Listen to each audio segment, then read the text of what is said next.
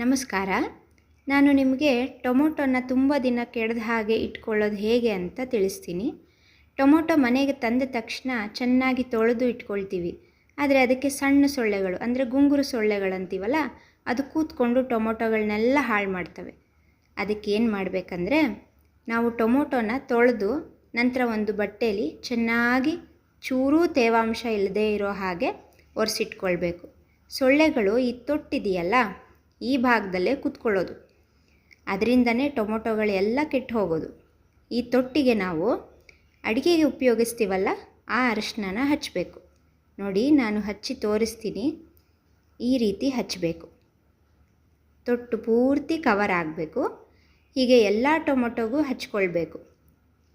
ನೋಡಿ, ಈ ರೀತಿ ಎಲ್ಲ ಟೊಮೊಟೊಗೂ ಹಚ್ಕೊಂಡ್ಮೇಲೆ ಎಲ್ಲ ಟೊಮೊಟೊಗಳು ತಟ್ಟೆಯಲ್ಲಿ ಇಟ್ಟು ಈ ರೀತಿ ತೋರಿಸ್ತಿದ್ದೀನಿ. ನೋಡಿ, ನಿಮಗೆ ನೀವು ಅಗಲವಾದ ಪ್ಲೇಟ್ ಅಥವಾ ಟ್ರೇನಲ್ಲಿ ವಿಶಾಲವಾಗಿ ಜೋಡಿಸಿಟ್ಕೊಳ್ಳಬಹುದು.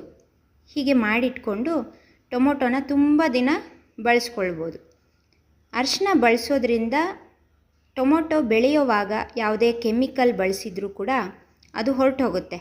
ಜೊತೆಗೆ ಯಾವುದೇ ಭಯ ಇಲ್ಲದೆ ಮಕ್ಕಳಿಗೂ ಕೂಡ ಹಸಿ ಟೊಮೊಟೊ ಹಾಗೆ ತೊಳೆದು ತಿನ್ನೋದಕ್ಕೆ ಕೂಡ ಕೊಡಬಹುದು. ಈ ಟಿಪ್ ನಿಮ್ಮೆಲ್ಲರಿಗೂ ಇಷ್ಟ ಆಗಿದೆ ಅಂದ್ಕೊಳ್ತೀನಿ.